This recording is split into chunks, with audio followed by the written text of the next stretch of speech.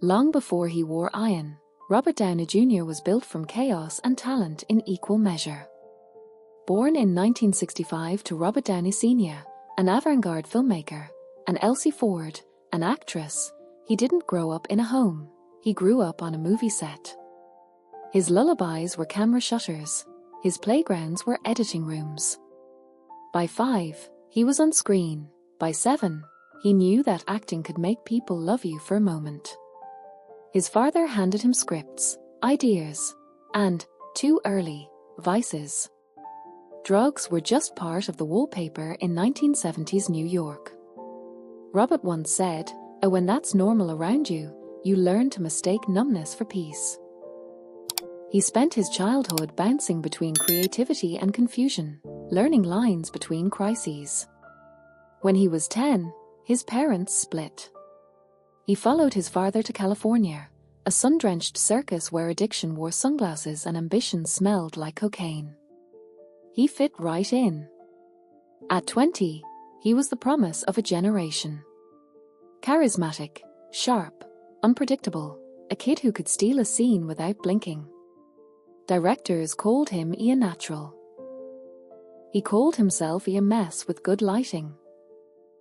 Then came Less Than Zero, 1987, the role that blurred too easily with reality, a rich Los Angeles addict spiraling toward oblivion. The performance was haunting because it wasn't entirely performed. Art imitated life, then life kept going without a cut. Hollywood fell in love with him, then started to worry about him, the genius who partied too hard, the rebel who never slept. He was nominated for awards, compared to Brando, praised for intensity.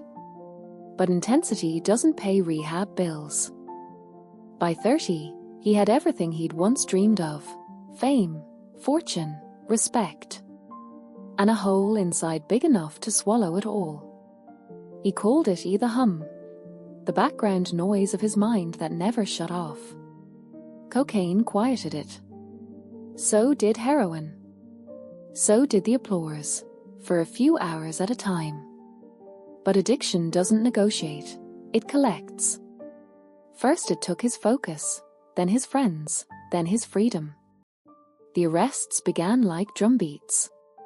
In 1996, the police stopped him speeding down the Pacific Coast Highway. Heroin, cocaine, and a revolver on the seat beside him. He told the judge, "It's like I've got a shotgun in my mouth and my fingers on the trigger, and I like the taste of metal." They sent him to rehab. He escaped. They sent him again. He relapsed. He wasn't defiant, he was drowning. By the late 1990s, the headlines had replaced his name with his habit. He lost jobs, lost trust, lost the right to drive his own life. He slept in strangers' houses, in jail cells, in the ruins of everything he'd built.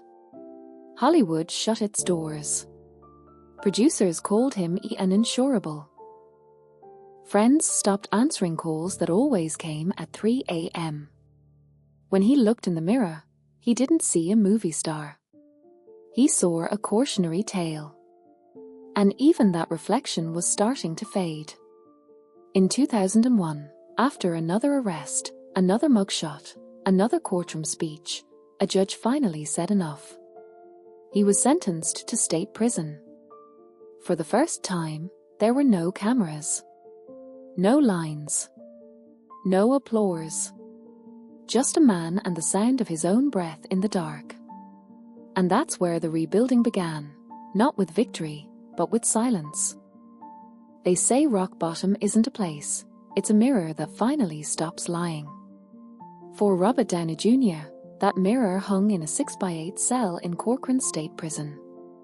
The air smelled of bleach and regret. He shared space with men who'd stopped pretending to be anything but broken. The first nights he couldn't sleep, the silence was too loud. He missed noise, the phone calls, the parties, the chaos. Then he realized that the noise was what had been killing him. He later said, "I finally met myself in prison. Turns out I wasn't as charming as I thought." Days blurred into each other. Steel bed, roll call, grey food, grey skies. He read everything. Philosophy, scripts, therapy manuals. He started meditating, then laughing at himself for it. But slowly, the laughter stopped sounding like denial and started sounding like clarity. One afternoon, sitting on the yard bench, a guard asked if he missed Hollywood. He said, "No. I miss being proud of something." After nearly a year, he was released, thinner, quieter, sober but uncertain. Freedom felt like another kind of sentence. The tabloids were waiting. So were the whispers. He'll be back on drugs in a month. They weren't wrong. He relapsed. Recovery is rarely cinematic. It's 1,000 small deaths before resurrection. But this time something was different. He was tired of being the cautionary tale. Tired of proving that genius justifies chaos. Tired of playing the addict even when the cameras stopped. He checked himself into rehab, not to impress a judge, not to please a studio, but because he was done losing. He met a therapist who didn't care who he was. She told him, "You don't have to perform healing. You just have to survive it." Slowly, he began to rebuild. He called old friends, most of whom had moved on. One person didn't, Mel Gibson. He paid down his insurance for a small film role, telling producers, "You can't judge a man forever by his last bad decision." It wasn't a comeback. It was a lifeline. Robert took it, carefully. He stayed sober, did the work, kept quiet. He started journaling, running, learning how to live without applause. He replaced cocaine with coffee, chaos with yoga, anger with wit. He wasn't trying to become the old Robert Downey Jr., he was trying to outgrow him. Then came the love that changed everything. On the set of Gothika in 2003, he met producer Susan Levin. She didn't see the headline. She saw the man beneath it. When he asked her out, she said no, repeatedly. She'd read about him. She knew the risk. But he didn't give up, not this time. He got clean. Stayed clean. Proved it not with words but with time. They married in 2005. He called her the boss of my peace. Around that time, he began meditating daily, practicing martial arts, and building new routines like a man wiring his soul back together. Each morning started with the same mantra. Grateful, not cured. He worked again. Small roles, quiet parts. Audiences noticed a new stillness in him. He was sharper, humbler, funnier. The wild-eyed prodigy had become something rarer, a man who knew what his second chance cost. In 2007, a call came that would change everything. Marvel Studios wanted to talk about a project, risky, ambitious, and desperate for credibility. They wanted him to play a genius billionaire with a reckless streak and a need for redemption. Tony Stark. It was either destiny or irony. Maybe both. Robert smiled and said, "Yeah, I know the guy." When Iron Man premiered in 2008, it wasn't just a movie. It was resurrection dressed as entertainment. The world saw Robert Downey Jr. step out of the cave in armor and called it fiction. He called it biography. Tony Stark, brilliant, flawed, addicted to control, saved by humility, wasn't a role. It was therapy with a $140 million budget. The audience cheered, unaware that every smirk, every moment of redemption on screen was rooted in a man who had lived the same arc barefoot and bleeding. The film exploded. Suddenly, the uninsurable actor was the face of a billion-dollar franchise. The studios that once locked their doors now lined up with contracts. The prodigal son had returned, not quietly, but in surround sound. But recovery doesn't end with applause. Sometimes success is relapse disguised as purpose. The world demanded more: sequels, press tours, appearances. He played the role so well that people forgot he was still human underneath the iron. Between flights, premieres, and interviews, the exhaustion crept back. He told Susan, "I know what to do when I'm broken. I don't know what to do when I'm fine." So he stayed moving. Work became medication, motion became protection. He'd wake before dawn, train, meditate, read, act, repeat. Discipline was his new addiction.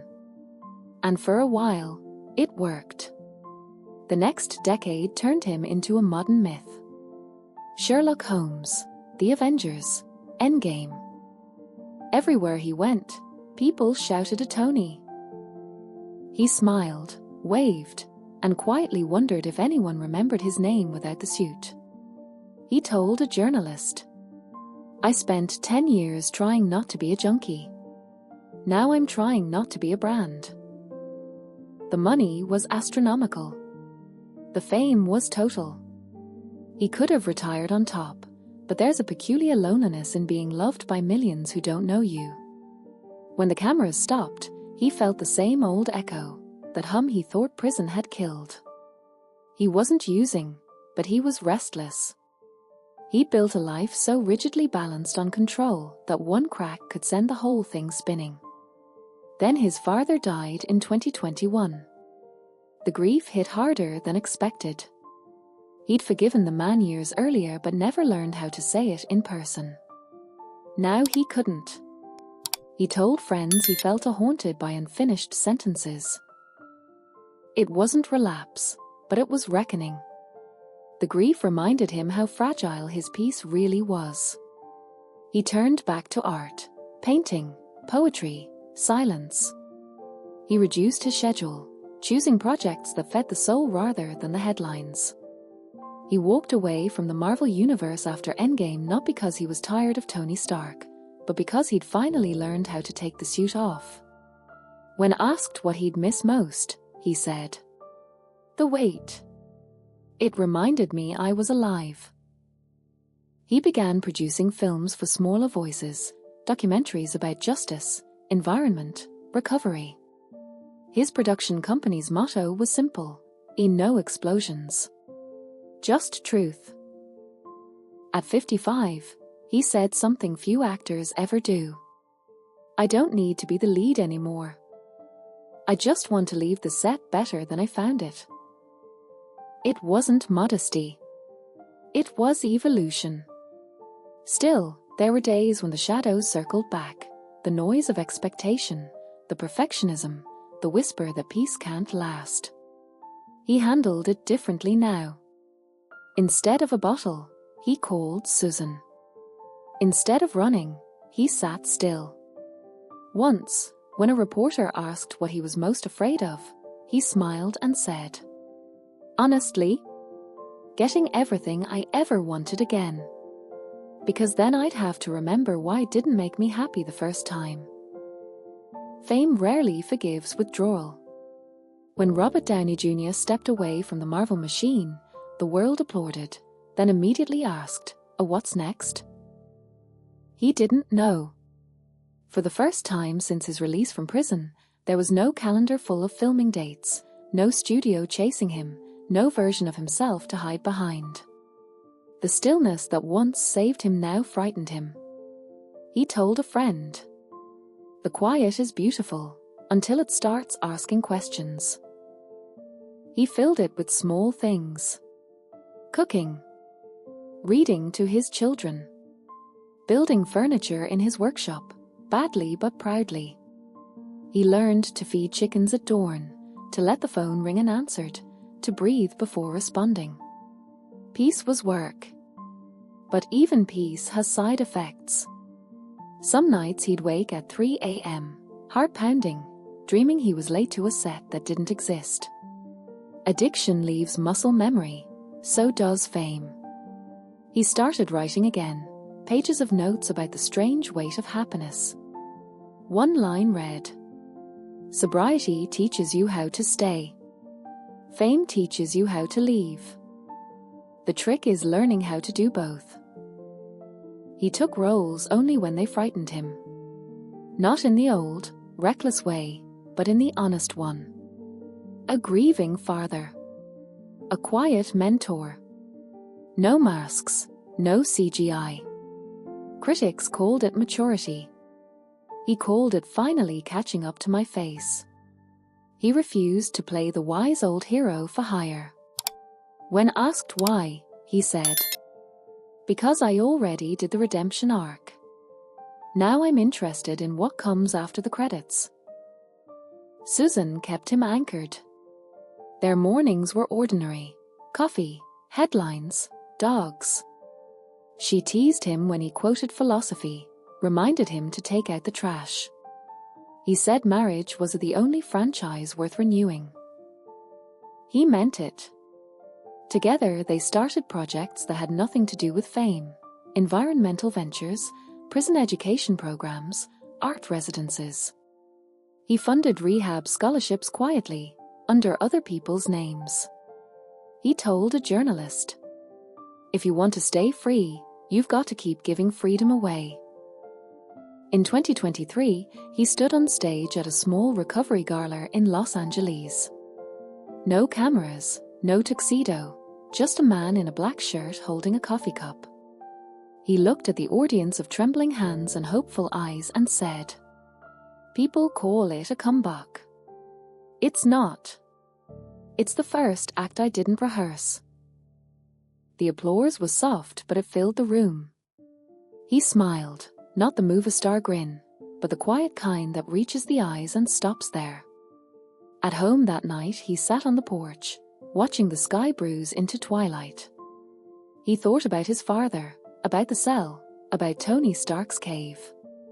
Each had been a kind of forge. Each had melted him down until only the truth survived. He whispered to the dark, "Peace isn't free.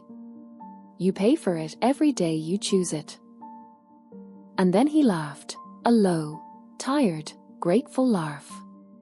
By 2025, the noise had finally faded. The face that once sold empires now belonged to no one but its owner. Robert Downey Jr. still looked like a man ready to make trouble, the sly grin, the mischievous eyes, but the chaos behind them had quieted. He no longer chased applause or hid from silence. He'd learned to inhabit the space between. He lived now in Malibu, half house, half sanctuary. No entourage, no midnight calls. Just Susan, the kids, the garden, and a few dogs that refused to obey him. He built a small meditation room facing the ocean. Sometimes he'd sit there for hours, breathing, the same way he once used to run. He said the ocean reminded him of recovery. It looks calm until it's not, but it always returns to itself. He no longer introduced himself as an actor. He preferred a man who works. He mentored recovering addicts, visited prisons, and talked to inmates about time, what to do with it when you finally have too much. He never preached. He just told his story, unpolished, funny, and brutal. You can lose everything, he'd say, and still not lose yourself, but only if you stop lying to yourself first. They listened because he sounded like one of them. He was. Occasionally Hollywood called, and sometimes he answered. He took roles for love, not legacy. Independent projects, experimental films, voices for documentaries about forgiveness and science. He didn't need blockbusters. He needed meaning. In one interview, a young reporter nervously asked if he missed being Iron Man. He grinned. "No, because I finally figured out who was inside the suit." Then he winked. Turns out, he's pretty cool too. The clip went viral, millions of views, endless hashtags. He laughed when Susan showed him. "People still think I'm making comebacks," he said. "I'm just showing up." When he turned 60, he threw a small dinner instead of a party. No press, no speeches. Just a handful of friends who'd seen him both immortal and undone. At the end of the night, someone raised a glass and asked what he was most proud of. He thought for a moment. "That I didn't die.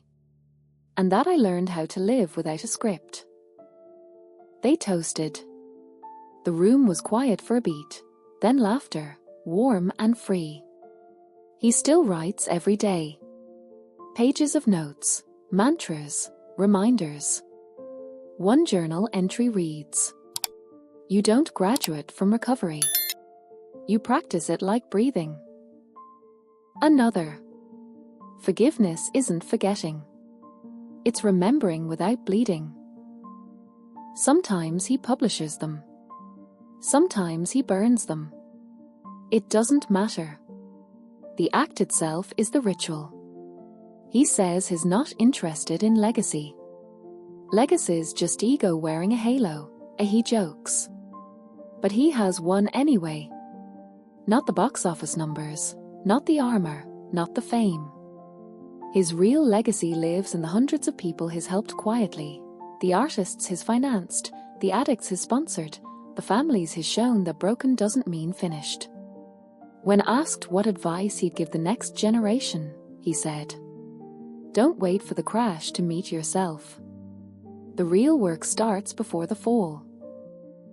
Music fades into distant waves, gulls overhead. The man who once mistook destruction for freedom now ends his days watching the sun sink behind the ocean, a mug of coffee in hand. He doesn't chase the light anymore. He lets it come to him.